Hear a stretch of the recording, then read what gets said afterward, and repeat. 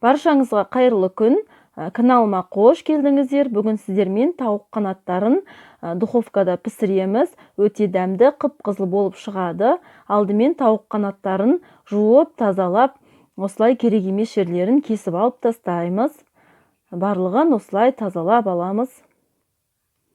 Енді бізге тұз, майонез, қара бұрыш, паприка және томат пастасы керек.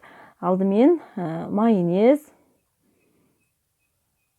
паприка, тұз барлығын осылай кезекпен кезек салып шығамыз.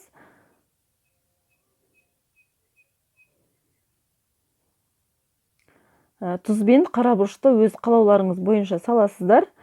Томатты бір шай қасық салса жеткілікті. Барлығын жақсылап араластырамыз. Мінекей соусымыз дайын. Енді тауық қанаттарына осылай бетіне жағып шығамыз. Барлық жеріне тиетіндей етіп жағамыз. Астына да жағамыз осылай. Егер аштылау қылғыңыз келсе, кішкене ашты бұрыш қосып жіберуге болады. Мінекей барлығын осылай жағып, осылай барлығын орналастырамыз. Тағы біреуін көрсетейін.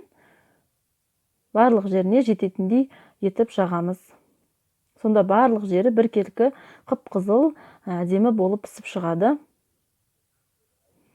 Біз барлығын жасап алдық. Енді духовкамызды 200 градусқа қыздырып қоямыз. 20-25 минут пісіріп аламыз. Мінекей біз пісіріп алдық. Өте дәмді, қып-қызыл болып шықты.